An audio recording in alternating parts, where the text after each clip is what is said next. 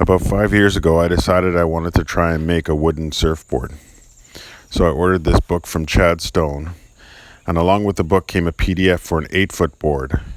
When I had that printed, I also had one printed at 80%, which came out to this 6'4" board, which I decided to build for my first and for my daughter. It only took 5 years to get the ball rolling, but here we go. A friend of mine had a fallen balsa tree on his property, which I had milled into 2-inch slabs. I then milled and cut them into 2x4s for this project. With the plans, you're able to make 2 templates, one for the nose and tail shape and the other for the rocker. With the rocker template, you scribe the shape onto all the 2x4s. Being that this board was going to be just under 22 inches, I'd have to use 11 2x4s. Also, I added a stringer of guanacoste down the middle to add a little contrast in color. Once you have all the pieces cut, you can start assembling the board for shaping. I differed from the book in this step in that I used screws to put the board together. Because of this, you had to mark out where the shape of the nose and tail were going to be so that they didn't interfere during the cutting and shaping process. Once the glue sets, you can use your template and put in the nose and tail shape of the board and cut that out.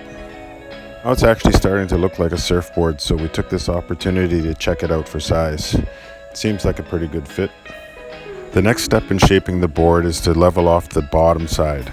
Once this is level, you want to make sure that your workstation is level, and then everything will continue level from then on.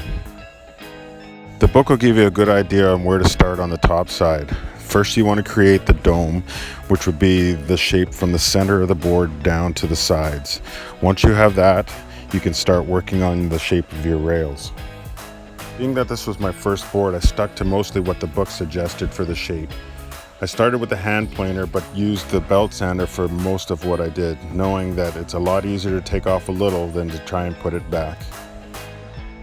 You'll notice there's still some hard edges, but after the board is taken apart, chambered, and re-put together, there'll be a final shaping where everything can get smoothed out.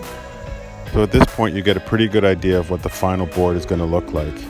Before we take it apart to start the chambering process, you want to mark out where your fin boxes and leash plug are going to be, because you're not going to want to chamber those areas. Also, I want to lay out where my chambers are going to be. I'm going to offset them in each piece, and this will give added strength to the board. So at this point, the board weighs a whopping 31 pounds. We have a similar sized board that weighs 13, and we have a 7-foot soft top that weighs 17. So in the end, I hope this board comes in somewhere in between those two numbers. So now it's time to start the chambering process. After breaking the glue joint to separate the two halves, I start to unscrew each piece, chamber it, and glue it back to the previous piece, starting from the center of the board and working my way out.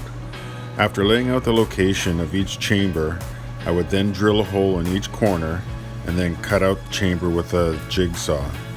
This was a little slow in the start, but after a few, I was able to complete a complete piece in about 15 minutes. On my next board, I think I would spend a little more time during this process. Getting out every extra bit of material would add up to a noticeable amount of weight reduction in the end. You can see here how I staggered the chambers. I did my chambers at 12 inches, so on a stagger there's a support every 6 inches. At this point, you could really start to take note of how much weight the board was losing in the process of chambering. The plan for this board was to add some spray foam inside the chambers to give it some additional strength and to eliminate the need for a vent. But I could see as I was getting to the outside of the board, I was going to have to put the spray foam in before the last couple of pieces to make sure I had good access to the back of the board. I'm not sure how much weight the foam added to the board, but being that it was for my daughter, I wanted to make it as strong as possible. But I think on the next board, I'll eliminate the foam and go with the vent plug. With the spray foam in and cleaned up, I was now ready to put on the last few pieces to complete the board. So with the board completely put back together, it was time to do the final shaping. I did most of this with a belt sander and a palm sander. Rounded all the edges and just kept taking a little off here or there to make the board even on both sides and get the shape that I was looking for. I was very pleased at how my first board turned out. After chambering, we got the weight down to 13 pounds. The next step was to router in the fin boxes and then to do the glassing. Originally I had planned on sending the board out to get glassed, but being that I came this far, I decided to try it myself. After watching a bunch of YouTube videos on glassing boards, I was ready to give it a go. I decided to use an epoxy resin and 4-ounce cloth. This also turned out a lot better than I expected. Once I had the lamination done, we gave it a quick sanding to expose the fin boxes, and then we were ready to put on the hot coat. The hot coat is the final layer of resin to smooth out the board. Once this cured, I gave it a good wet sand ending with 2000 grit, and this was pretty much the completion of the board. I'm not sure why, but depending on the sun's direction, the board changes color. It's a good thing my daughter likes pink.